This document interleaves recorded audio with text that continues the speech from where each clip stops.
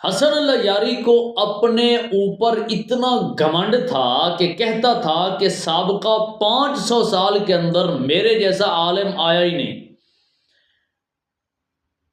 جس طرح کہ آپ اس کا یہ کلپ سماعت کریں. سنی شیعہ کوئی مولوی ہے تو بسم اللہ وہ کہاں چھپا ہوا ہے؟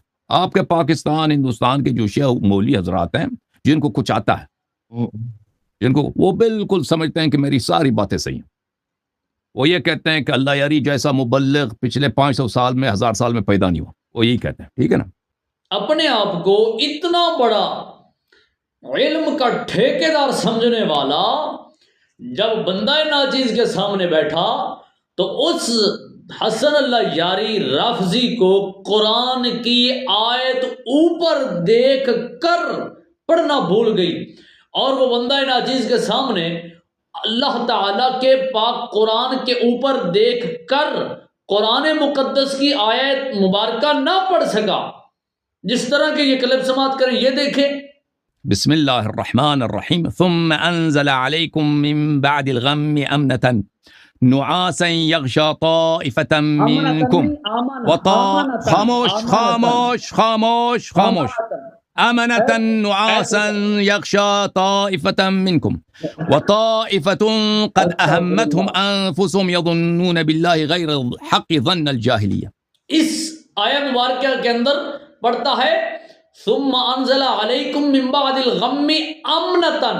جب ناجیز نے پکڑا کہ امنتن نہیں ہے، لفظ امنتن ہے، تو مجھے کہتا ہے خاموش خاموش خاموش، پھر صحیح کر لیا امنتن. آگے کہتا ہے نعاسن یغشا طائفۃ منکم، پھر اس کو نعاسن پڑھ گیا، پھر بھی دوسری غلطی پھر لگا گیا.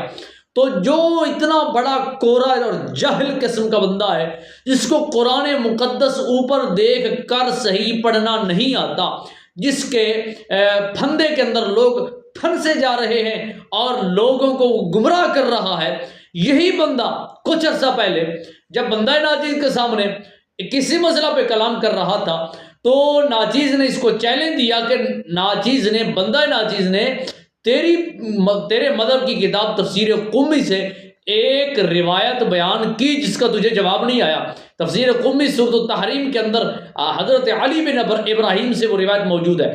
جب اس روایت کو پڑھنے لگا تو اس روایت کے اندر بھی اوپر کتاب پر دیکھ کر حسن اللہ یاری نامی رافضی کو وہ روایت پڑھنا نہ آئی، اور ناچیز نے اس کو بتایا.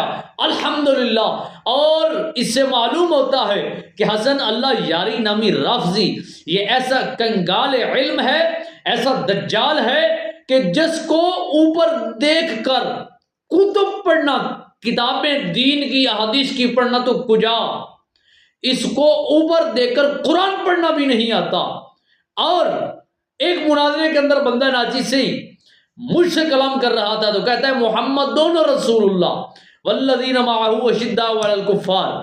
تو میں نے اس کو پکڑا کہ محمد رسول اللہ نہیں، محمد رسول اللہ ہے. پھر کہتا ہے سورۃ الانبیاء کے اندر یہ بات آئی ہے.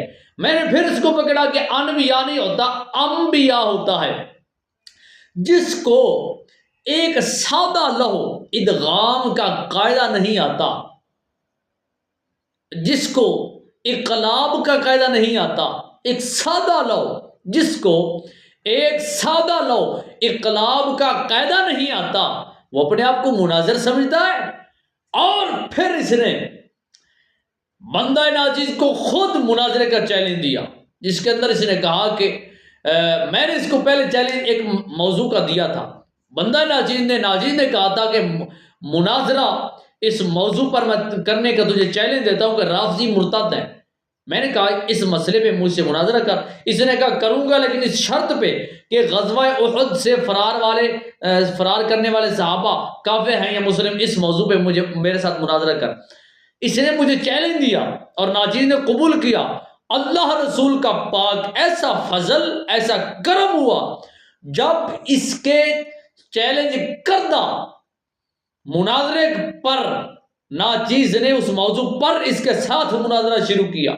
دنیا نے دیکھا کہ یہ فرار ہوا اور ایسی گندی اس کو شکست ہوئی.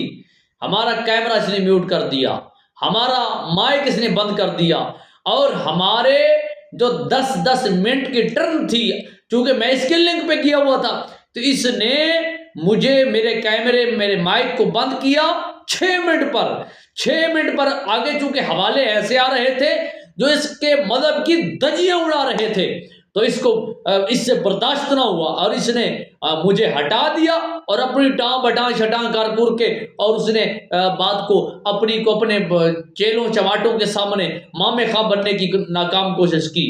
بندہ ناچیز حسن اللہ یاری کو آج ایک چیلنج دیتا ہے، اگر حسن اللہ یاری کے اندر علم کا زور ہے، دم خم ہے، تو وہ میرے ساتھ مناظرہ کرے اپنے مذہب کی کتاب نہج البلاغہ پر۔ میں اس حسن اللہ یاری کو اس کے مذہب کی بڑی کتاب نہج البلاغہ سے اسے کافر و مرتد، دائرہ اسلام سے خارج اور اہل بیت کا دشمن ثابت کروں گا، اور یہ اپنے مذہب کی کتاب نہج البلاغہ سے اپنا دفاع کر کے مجھے دکھائے۔